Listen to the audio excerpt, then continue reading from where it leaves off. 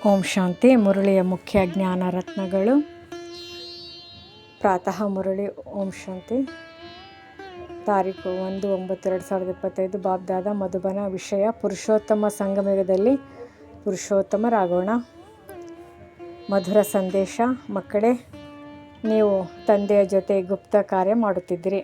ಸ್ವರ್ಗದ ಸ್ಥಾಪನೆ, ಆದಿ ಸನಾತನ ದೇವಿ ದೇವತಾ ಧರ್ಮದ ಸ್ಥಾಪನೆ, ಮುಳ್ಳುಗಳ ಕಾಡನ್ನು ಹೂಗಳ ಉದ್ಯಾನವನ್ನಾಗಿ ಮಾಡುವುದು.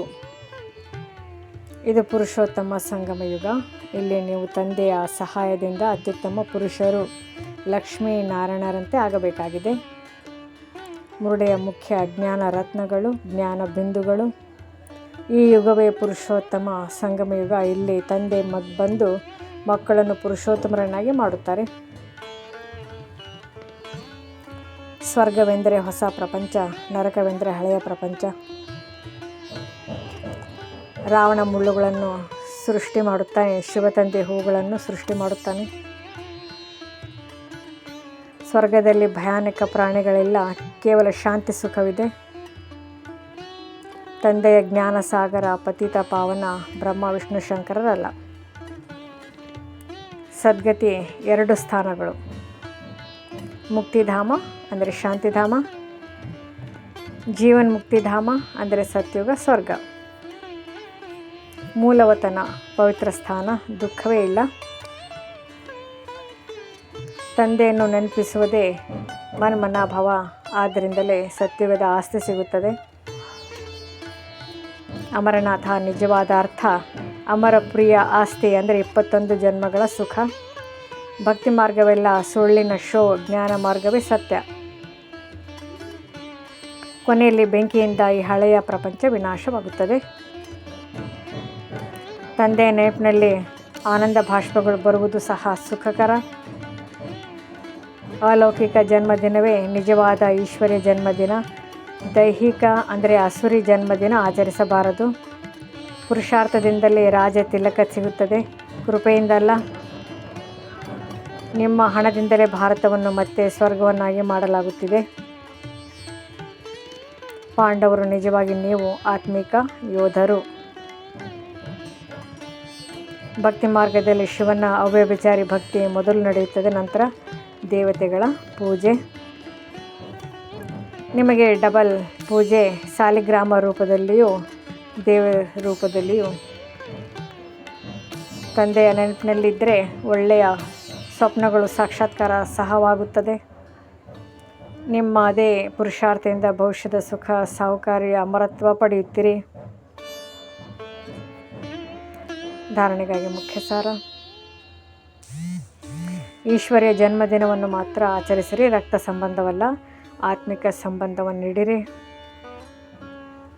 ಭವಿಷ್ಯಕ್ಕಾಗಿ ಬ್ಯಾಗೇಜು ತಯಾರು ಮಾಡಿರಿ. ನಿಮ್ಮ ಹಣವನ್ನು ಭಾರತವನ್ನು ಸ್ವರ್ಗವನ್ನಾಗಿ ಮಾಡುವ ಸೇವೆಯಲ್ಲಿ ಬಳಸಿರಿ. ವರದಾನ: ಸ್ನೇಹ ಮತ್ತು ಸಹಯೋಗದಿಂದ ಸಹಜ ಯೋಗಿ ಭವ. ಯಜ್ಞದ ನಿಜವಾದ ಜಮಾ ಸ್ನೇಹದಿಂದಾಗಿಯೇ ಆಗುತ್ತದೆ. ಸ್ವಲ್ಪ ಕೊಟ್ಟರೂ ಸ್ನೇಹದ ಹೃದಯ ಇದ್ದರೆ ಅದು ಪದ್ಮದಷ್ಟು ಫಲ ನೀಡುತ್ತದೆ. ಸ್ಲೋಗನ್: ಸಮಯ ಮತ್ತು ಶಕ್ತಿ ವ್ಯರ್ಥ ಮಾಡಬೇಡಿ. ಮೊದಲು ಯೋಚಿಸಿ ನಂತರ ಮಾಡಿ.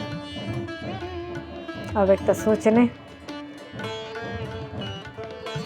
ಮಕ್ಕಳೇ, ಈಗ ಲಗನ್ನಿನ ಅಂದರೆ ಪ್ರೀತಿಯ ಅಗ್ನಿ ಜ್ವಾಲಾರೂಪವಾಗಲಿ. ಮನಸ್ಸಿನ ಲೆಕ್ಕಾಚಾರ, ಸಂಬಂಧಗಳ ಬಂಧನ ಇವೆಲ್ಲವನ್ನು ಯೋಗದ ಜ್ವಾಲೆಯಿಂದ ಭಸ್ಮ ಮಾಡಿರಿ. ಮುಖ್ಯ ಅಂಶಗಳು: ಪುರುಷೋತ್ತಮ ಸಂಗಮಯುಗ. ಈ ಯುಗದಲ್ಲಿ ನಾವು ಪುರುಷೋತ್ತಮರಾಗುತ್ತೇವೆ ಮತ್ತು ಹೊಸ ಪ್ರಪಂಚದ ಅಧಿಪತಿಗಳಾಗುತ್ತೇವೆ. ಈ ಜ್ಞಾನದಿಂದಲೇ ನಾವು ಶ್ರೀಮಂತ ಪದವಿ ಪಡೆಯುತ್ತೇವೆ. ತಂದೆಯ ಕಾರ್ಯ ಆದಿ ಸನಾತನ ದೇವಿ ದೇವತಾ ಧರ್ಮವನ್ನು ಮತ್ತು ದೈವಿ ರಾಜಧಾನಿಯನ್ನು ಸ್ಥಾಪಿಸುವ ಗುಪ್ತ ಕಾರ್ಯದಲ್ಲಿ ತಂದೆಯೊಂದಿಗೆ ನಾವು ಕೈ ಜೋಡಿಸುತ್ತೇವೆ. ಸ್ವರ್ಗ ಮತ್ತು ನರಕ: ತಂದೆಯು ಸ್ವರ್ಗದ ಸ್ಥಾಪಕರು. ಈಗಿನ ರೌರವ ನರಕದಿಂದ ನಮ್ಮನ್ನು ಮುಕ್ತಗೊಳಿಸಲು ಅವರು ಬಂದಿದ್ದಾರೆ. ಪವಿತ್ರತೆ ಮತ್ತು ಸ್ಮರಣೆ: ನಾವು ಆತ್ಮಗಳು ಅಪವಿತ್ರರಾಗಿದ್ದೇವೆ. ತಂದೆಯಾದ ಶಿವನನ್ನು ನೆನಪು ಮಾಡುವುದರ ಮೂಲಕ ನಾವು ಪವಿತ್ರರಾಗುತ್ತೇವೆ ಮತ್ತು ಉತ್ತಮ ಪದವಿಯನ್ನು ಪಡೆಯುತ್ತೇವೆ. ಈಶ್ವರ್ಯ ಜನ್ಮದಿನ: ನಮ್ಮ ಈಶ್ವರ್ಯ ಜನ್ಮದಿನವನ್ನು ಆಚರಿಸಬೇಕು ಮತ್ತು ಅಸುರಿ ಜನ್ಮದಿನವನ್ನು ಮರೆತು ಬಿಡಬೇಕು. ಸಹಯೋಗ ಮತ್ತು ಸ್ನೇಹ. ತಂದೆಯೊಂದಿಗಿನ ಸ್ನೇಹ ಮತ್ತು ಸಹಯೋಗವೇ ಯಜ್ಞದಲ್ಲಿ ಮುಖ್ಯವಾದುದು. ಇದು ನಮ್ಮನ್ನು ಸಹಜ ಯೋಗಿಗಳನ್ನಾಗಿ ಮಾಡುತ್ತದೆ. ವಿನಾಶ ಮತ್ತು ಸ್ಥಾಪನೆ. ಹಳೆ ಪ್ರಪಂಚದ ವಿನಾಶ ಹತ್ತಿರದಲ್ಲಿದೆ. ನಾವು ತಂದೆಯೊಂದಿಗೆ ಸೇರಿ ಭವಿಷ್ಯಕ್ಕಾಗಿ ನಮ್ಮ ಸಾಮಾನು ಸರಂಜಾಮುಗಳನ್ನು ಸಿದ್ಧಪಡಿಸಿಕೊಳ್ಳುತ್ತಿದ್ದೇವೆ. ಅಂತಿಮ ಸ್ಮೃತಿ. ಅಂತ್ಯಕಾಲದಲ್ಲಿ ತಂದೆ ಮತ್ತು ಚಕ್ರವನ್ನು ನೆನಪಿನಲ್ಲಿಟ್ಟರೆ ಉತ್ತಮ ಗತಿ ಸಿಗುತ್ತದೆ.